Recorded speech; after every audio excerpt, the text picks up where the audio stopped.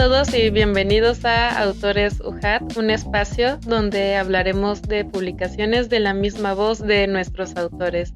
El día de hoy nos acompaña la doctora Verónica García Martínez. La doctora Verónica, bueno, ella es licenciada en Ciencias de la Comunicación, tiene una maestría en Comunicación y un doctorado en Ciencias Sociales y actualmente funge como profesora investigadora de la UJAT. Doctora, bienvenida. Bueno, muchas gracias, Ana, por la invitación. Muy bien, doctora. Hoy vamos a hablar del libro Prácticas Educativas Innovadoras en una era de cambio. Por lo que aquí en el podcast nos gusta iniciar, eh, vamos a decir que pues con cómo empezó todo, cuál fue el detonante y pues me gustaría preguntar, preguntarle cuál fue el origen, qué los motivó a escribir este libro a usted y a sus colaboradores. Pues en realidad fue una idea de la doctora Lili Lara Romero, que era del Consejo de Ciencia, pero es profesora también de la UJAT. Okay. Y bueno, te quiero comentar que en este libro todas somos profesoras y todas somos investigadoras de diferentes niveles educativos. Entonces, ella me comentó al respecto y bueno, en este caso, en nuestro ámbito de docencia, pues tenemos siempre muchas inquietudes y pues lo compartimos con otras compañeras y pues decidimos que teníamos cosas que aportar desde nuestras diferentes trincheras, niveles educativos. Y fue como, pues empezamos a pensar, ¿no? En hacerlo en un texto que pudiera servir más adelante a otros docentes. ¿Hubo algún evento que haya marcado esa decisión en específico?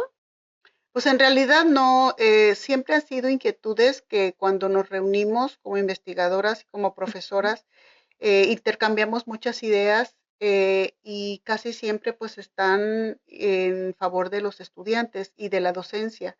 Entonces, pues básicamente no hubo algo que detonara, digamos, en particular, simplemente charlas académicas, ¿no? Okay, Ujú. el cafecito. Así es. Muy bien. Bueno, en la introducción de este libro mencionan que vivimos una era de cambio. ¿Qué cambios educativos consideran que, bueno, que sean los más urgentes de comprender el día de hoy?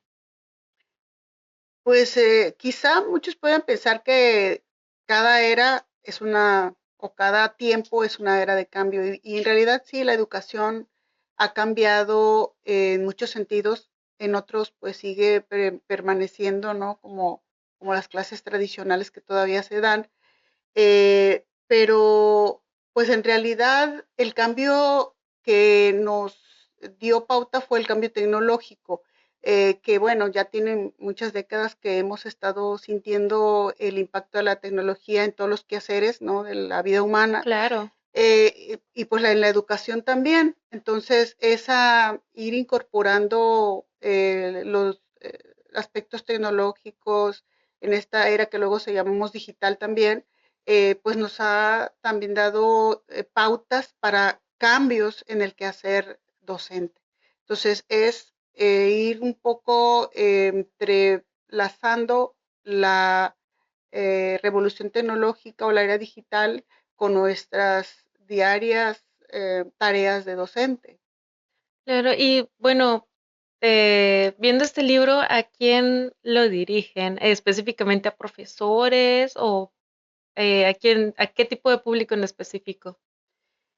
Pues a todo el que está interesado en la educación y también en la innovación en la educación, porque como te digo, desde diferentes niveles educativos, porque aquí hay profesoras que, bueno, todas son investigaciones, todos son proyectos empíricos que pues, se llevaron a cabo en diferentes ámbitos, unos con profesores, otros con estudiantes, pero todos tienen un proceso, un método, ¿no? Claro. Que dieron un resultado. Entonces, todos estos resultados le pueden servir a muchos docentes y a muchos estudiantes también, porque hablan del desarrollo de habilidades, de competencias, de métodos de enseñanza, de modelos conceptuales y teóricos de eh, aprendizaje, tipos de aprendizaje. Entonces, es una amalgama de muchos conceptos que en la academia y en la docencia son siempre relevantes. Entonces, está dirigido a la clase académica, a los docentes de todos los niveles, porque vienen eh, desde preescolar, primarias, universidad, vienen diferentes estados de la cuestión en niveles educativos. Bueno, en su libro, bueno, uno lo empieza a hojear y ve que está estructurado de una forma muy clara, muy fluida. De hecho, ¿cómo fue que decidieron ese orden? La verdad, es un texto que nos llevó mucho tiempo formar. Okay. De hecho, eran más capítulos, pero tuvimos que establecer ciertos estándares para poderlo publicar y que fuera pues de calidad y aparte que pudiera dar servicio, ¿no? Ser de utilidad. Entonces, nos costó en ese sentido mucho tiempo porque fue una revisión minuciosa. Eh, Igual se establecieron los parámetros desde el principio que tenía pues, que hablar de un trabajo de investigación empírico, fundamentado y que reflejara ese quehacer docente de la que todos nosotras las que estamos, que, bueno, nosotros, porque hay por ahí un varón también, estamos inmersos. Entonces, establecimos esos parámetros, los seguimos, pero sí hubo una revisión exhaustiva que ahora que lo vuelvo a leer, me parece que es otro texto, ¿no? Entonces, la verdad es que está muy bien escrito, digo, independientemente que un capítulo pues es de autoría mía y de otra investigadora, todos los demás de verdad que aportan mucho conocimiento y sobre todo esas experiencias que ellas vivieron en diferentes espacios académicos. Okay, entonces puede que a lo mejor en un futuro veamos una segunda parte de este libro. Pues siempre que estamos en el aula y que somos académicos, estamos tratando de innovar. Los que nos sentimos muy comprometidos con la docencia, con la investigación, estamos tratando siempre de incursionar en otros, en lo que viene, ¿no? Como por ejemplo ahorita, ¿no? En la inteligencia artificial, en las innovaciones, en el cambio tecnológico que siempre nos da sorpresas.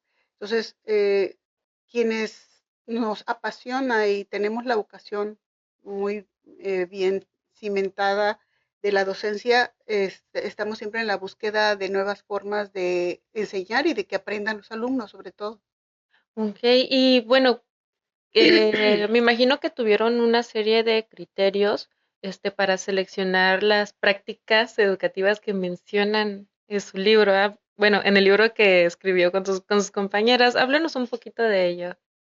Sí, pues como te decía, se convocó Ujú. pues como estamos en el ámbito de académico y de investigación, convocamos a conocidas para que con esos criterios, ¿cuáles eran los criterios? Bueno, que fuera un producto de investigación, ¿sí? Que no fuera un ensayo, que fuera una experiencia, puede ser de intervención o pudiera ser de investigación aplicada, de lo que ellas tuvieran, ¿no? A la mano, digamos. Claro. Y que fuera algo que innovador, algo que contribuyera y que no fuera algo tan trillado, algo nuevo, algo diferente, algo que ellas y ellos consideraran que se saliera un poco, ¿no? De lo clásico. Bueno, y sin dar spoilers sobre lo que mencionan en el libro, ¿qué tipo de innovaciones mencionan? Aparte de, claro, de lo que acabamos de hablar hace unos momentos, de la innovación tecnológica, bueno, ¿abordan a lo mejor innovación pedagógica o...? Sí, de hecho, son 8 capítulos que Ujú. tenemos en el libro. Como te comentaba, habían sido pues muchos más, pero quisimos que se cumplieran los criterios que se habían establecido desde el principio y creo que todos los capítulos lo cumplen. No en todos los capítulos se habla de tecnología, En algunos Ok. recuperan experiencias en donde se incluyeron algunos recursos tecnológicos y cómo esa experiencia dio un cierto resultado, ¿no? Que eso pues sirve como modelo, ¿no? Para futuros docentes. Eh, los capítulos hablan sobre cuestiones de aprendizaje, sobre eh, la resignificación de las prácticas educativas. Por ejemplo, en lo preescolar hablan sobre los derechos de los niños, los derechos humanos de los niños, que en un momento dado es un tema muy actual. Y la autora, por ejemplo, hace énfasis en que hasta la fecha pues, hay necesidad de que los profesores, directores, supervisores, todos los implicados en la educación, sepan en las escuelas cómo actuar, por ejemplo, en caso de algún acoso, alguna situación de violencia. Entonces, lo que hace la mayoría, o más bien todos los capítulos, dan sugerencias sobre el actuar, digamos, de los docentes, ¿no? Dependiendo del nivel educativo. En otro momento, por ejemplo, se habla de unos estudiantes de psicología y cómo ellos deben de, o cómo es posible desarrollar en ellos competencias socioemocionales a través de cierto procedimiento, ¿no? En otro capítulo se habla de el aprendizaje situado, ¿no? De estudiantes de derecho que van a hacer un trabajo de derecho municipal Ujú. en un contexto específico. Entonces, todos los capítulos hablan de cómo la cuestión pedagógica puede ser abordada, no necesariamente a través de recursos tecnológicos, pero sí a través de métodos y modos de tratar de que el alumno aprenda. O sea, ahí no es la enseñanza lo primordial, sino el Claro, aprendizaje del estudiante, que es el centro de la acción. claro. ¿Y cómo es de que esta parte de la innovación educativa, la escuchamos muchísimo, pero así como se escucha bastante, se malinterpreta? Ujú. Platíqueme, bueno, en base en su experiencia, ¿cuál es el mayor mito sobre la innovación educativa? Precisamente vincularla con la tecnología, ¿sí? Claro, Eh, Se cree que la innovación tiene que ver necesariamente, ¿no? Con el desarrollo, con la cuestión digital, pero en realidad un profesor puede hacer innovación en un método para que los alumnos aprendan sin mediación tecnológica, ¿sí? Sino con diferentes recursos pedagógicos de, no sé, de muchos tipos, ¿no? Muchos recursos didácticos que incluso sin materiales se pueden llegar a utilizar en el aula. Entonces, la innovación es, digamos, de salirnos del estándar de la proceso de enseñanza en donde el profesor enseña y el alumno aprende, sino que ser una acción interactiva, dinámica, situada, un aprendizaje activo. O sea, hay ahorita pues muchas corrientes pedagógicas que hablan de las diferentes formas de aprender de los alumnos, porque los alumnos de hace 20 y 40 años no son los mismos de ahorita. Las claro. lecturas son distintas, ya los alumnos no leen como leían hace 5 y hace 10 años. Ahorita, en realidad, sí estamos bastante bombardeados por los medios tecnológicos, por las redes sociales, por todas esas, eh, lo que está en el contexto, ¿no? Y eso sí ha cambiado la forma en que el alumno aprende. Sin embargo, el profesor eh, siempre tiene que buscar la forma de innovar sin que tenga que mediar la tecnología. Claro, y de hecho es algo muy complejo porque también pasa, bueno, no, en su experiencia creo que lo ha visto mucho, pero pasa de que también relacionan innovación con tecnología. Uh -huh. Y bueno, creo que esto pues, se puede ampliar mucho más. ¿O qué cree usted en este aspecto? Sí, como les comentaba algunos ejemplos, ¿no? Eh, por ejemplo, en otro capítulo se habla del rediseño de un curso en las escuelas multigrado, porque los Ujú. profesores percibieron que el contenido de los programas en las escuelas multigrado no era el apropiado para que los profesores que enseñan en ese tipo de escuela pues pudieran, digamos, optimizar el proceso. Entonces ellos lo que hicieron fue una propuesta de un programa para profesores de multigrado que recupera muchas experiencias y que recupera la práctica en el aula en ese entorno para pues, que mejore el aprendizaje de los niños que están expuestos a esa modalidad, por ejemplo. Entonces ahí es una forma de innovación Claro. sin que tenga que meterse en la tecnología, sino es más bien cambiar las formas de los procesos para que haya un impacto más eficiente en el proceso de aprendizaje. Y más el rol de los, como lo acabo de mencionar, el rol de los docentes, cómo ha cambiado bastante, y más con Ujú, la aparición de, bueno, sobre todo la IA. ujú. Bueno, ¿qué habilidades cree usted que son indispensables en este momento, histórico que estamos viviendo? Sí, la IA pues irrumpió, ¿no? De manera Sí, muy, pues hasta sorpresiva para muchos, ¿no? De repente empezamos hace, pues el año pasado, o no sé, antepasado, a hablar ya o a escuchar de la inteligencia artificial y ahorita existen una infinidad increíble de artefactos de IA y de cursos para emprender IA y de resistencia a la IA, sobre todo. sí, No, ¿verdad? sí. Entonces, nos pega mucho a los profesores esto, muchísimo. Creo que es una de las disciplinas a las que más nos está pegando Claro, porque eh, yo sí creo que va a haber una transformación y ya está siendo transformadas muchas disciplinas, no han desaparecido, pero sí se han transformado por uso de recursos digitales, ¿no? Por ejemplo, la arquitectura, la medicina, bueno, yo, a todas ha atravesado la tecnología. Para mejora, sí, para mejora porque pues a lo mejor tenemos tecnologías que pueden resolver cuestiones de salud más rápido, por ejemplo, ¿no?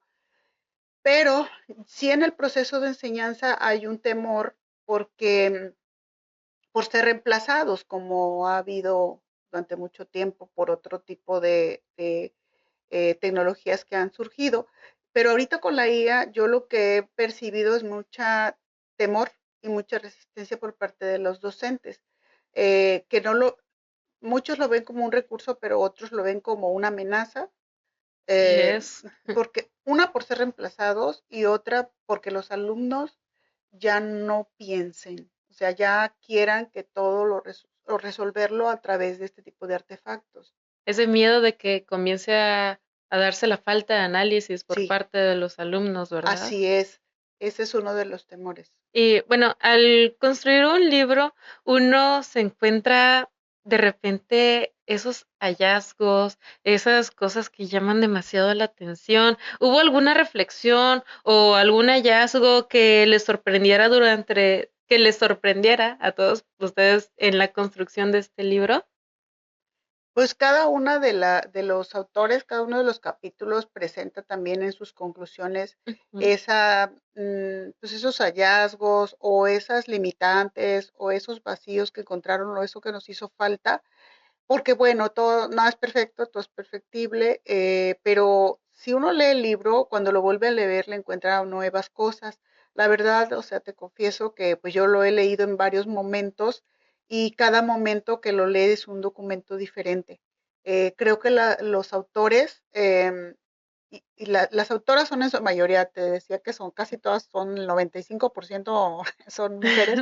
eh, Se nota que vivieron el capítulo, que estuvieron ahí, lo relatan de una manera muy significativa, ¿no? Porque bueno, fueron parte de esa experiencia. Claro. Entonces es a mí me gustó mucho la lectura. Yo sí les recomiendo que hagan la revisión de los capítulos, porque además nos refieren experiencias en diferentes contextos que los que no sabemos mucho, por ejemplo, de preescolar o los que no sabemos mucho de otro nivel educativo, ahí nos podemos enterar de cosas, de cómo trabaja, de cómo viven los profesores en ese nivel, ¿no? Entonces, pues el proceso de enseñanza, aun cuando cambie con tecnología, sin tecnología, como sea, con cambios, siempre esperemos que vaya a haber un profesor que se preocupe por que los alumnos aprendan a través de diferentes recursos y que ese proceso sea enriquecedor para los dos. Disfrutar, creo que todas las autoras y autores que escribieron disfrutaron esos procesos y hicieron esos cambios o esos modelos o implementaron todas esas intervenciones para que los alumnos desarrollaran habilidades, eh, para que ellos tuvieran mejores competencias, para que el proceso de enseñanza fuera un proceso gratificante y no aburrido, ¿no? Esa es creo que el fin de todo docente, que no sea un proceso insatisfactorio, sino que el alumno disfrute ir a la clase. Entonces, esa es nuestra labor como docentes. Y qué bueno que menciona eso porque se une con la pregunta que le voy a hacer. Hablando de esta parte de la innovación educativa, ¿qué tendencia cree que marquen ella en los próximos, vamos a decir, 5 años? Bueno, ahorita está el boom de la IA. Yo pienso que va a seguir, o sea, que se va a modificar, no sé qué derrotero vaya a seguir a tener, pero lo que sí, yo creo que no hay vuelta atrás. Yo creo que los profesores, la resistencia no debe venir de pensar que vamos a ser reemplazados, Así es. sino de usar lo mejor posible ese recurso, Ujú. habilitarnos, entrar a todos los cursos que podamos para comprender bien, porque ya cuando uno entra a usar este recurso, la verdad es que te aligera muchísimo tu labor docente, tu labor de investigación, tu labor de administración. Yo te puedo decir que sí la uso para todas mis funciones, pero siempre estoy corroborando lo que la IA me da, corroborando, revisando, porque sí es muy alto también el riesgo de que el estudiante, de hecho desde primaria lo están usando ya, Sí, para que les haga las tareas.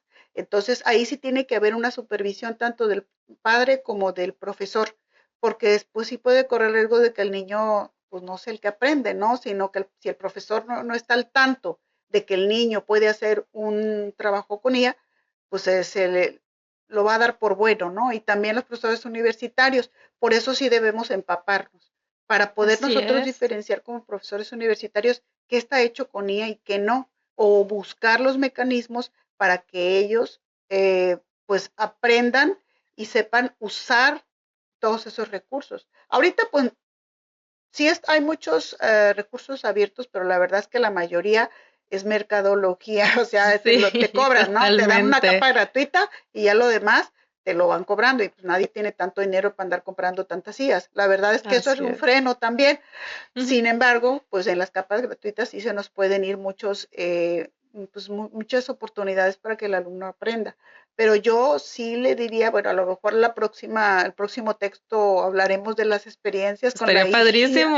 con la IA, a ver cómo nos ha ido con los alumnos, porque las que estamos ahí, de verdad que sí también estamos tomando muy en serio la inteligencia artificial y todos sus impactos en la docencia. Claro, y bueno, pensando en quienes nos están escuchando en este podcast y desean transformar su práctica, eh, ¿qué consejos daría a los docentes, bueno, o también a los futuros docentes, porque están las personas que se están formando en ello? ¿Qué consejos les daría a ellos que quieren transformar su práctica, pero no saben por dónde empezar? Pues primeramente por amar a su vocación, por su profesión, tener vocación, eh, pues creo que todos las que escribimos en el libro amamos lo que hacemos, tanto en términos de docentes como de investigación.